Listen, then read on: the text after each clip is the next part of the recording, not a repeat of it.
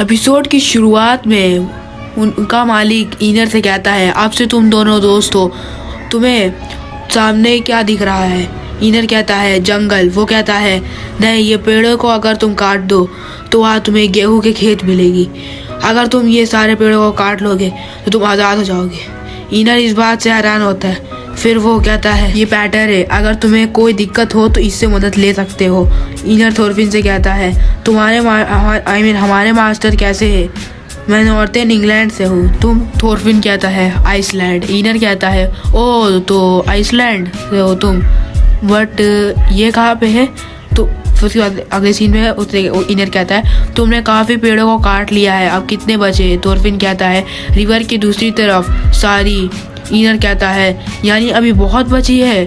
Inner अपने x से पेड़ काट रहा होता है पर उसका एक्स पेड़ में ही फंस जाता है और वो निकाल नहीं पाता। थोरफिन कहता है मास्टर ने तुम्हें मुझसे सीखने को कहा है। ईनर कहता है मैं अपने आप को जल्द से जल्द आज़ाद करना चाहता हूँ। थोरफिन कहता है अगर ये बात है तुम पेड़ को रिवर में गिराने की सोचो। फिर कुछ देर बाद ईनर कहता है भूख लग रही है मुझे। थोरफिन कहता है रिटेनर्स खाना लाते ही होंगे। ईनर कहता है ईनर को उन आदमियों की आवाज़ सुनाई देती है। फिर वो जाने लगता है। उनमें से एक उनका खाना खा रहा होता है और जो बच जाता है वो उसे दे देता है। ईनर कहता है बस इतना ही? वो आदमी कहता है क्यों, तुम्हें इससे प्रॉब्लम है? यहाँ पर तुमने खाना तो दिया जा रहा है, दूसरी जगह में ऐसा नहीं होता, तुम्हें तो हमारा शुक्रिया अदा करना चाहिए।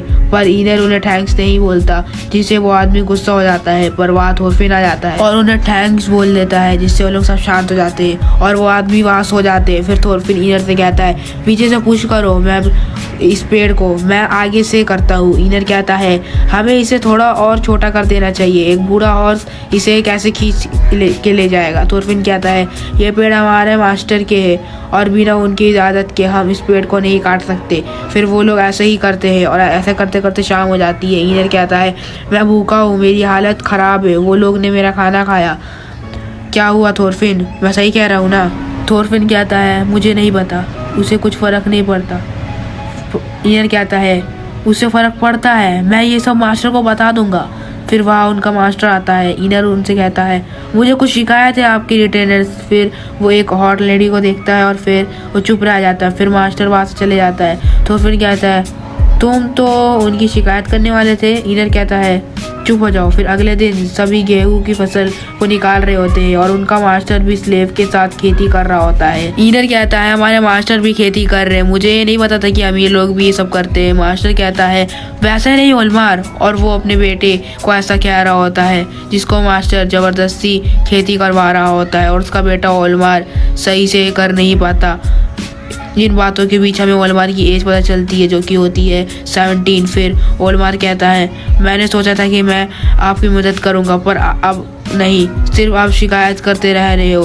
फिर वो अपनी तलवार निकालने की कोशिश करता है बट वो नहीं निकल रही होती है। फिर वो वहाँ से चले जाता है। फिर रात को वो एक लेडी के साथ सेक्स कर रहा होता है और वो एक स्लेवी होती है। ईनर कहता है मैं इंग्लैंड जाऊँगा, मैं यहाँ नहीं छोड़ने वाला, मैं प्रिंस कन्यूट की सेना में जाऊंगा। वो लड़की कहती है आप कब जा रहे हो? ओलमार कहता है जल्दी। वो लड़की कहती है मुझे लगता है कि आपको खेती ही करनी चाहिए। ओलमार गुस्सा हो जाता है। वो लड़की कहती है मेरा वो मतलब नहीं था, मैं बस आपके लिए चिंता हूँ। फिर वो लेट कर कहती है चलो फिर से करते हैं। फिर उसका घर के बाहर से सब सुन रहा होता है और उसकी माँ भी आ जाती है। वो ये सब से खुश होते हैं क्योंकि अगर उनकी बेटी और ओलमार के चक्कर चल गया तो वो स्लेव से अमीर बन जाएगी। पर तभी वो बाहर आता है और उसका बाप कहता है क्या हुआ, मेरी बेटी ने कुछ गलत किया क्या? ओलमार कहता है चुप रहो, मुझे पता है कि तुम बस ये सब हमारे परिवार से रिश्ता जोड़ने के लिए कर रहे हो। फिर वो वहाँ से चले जाता है और वहाँ वो लड़की रो रही होती है। फिर वहाँ दो नशेड़ी आते हैं और कहते हैं आप कहाँ जा रहे हो, इतना रात में घूमना सही नहीं है। फिर वो सब साथ में जाने लगते हैं और वहाँ थोरफिन और ईनर सो रहे होते हैं। ईनर कहता है जंग में अब तक जो भी गए वो सब बीस्ट है,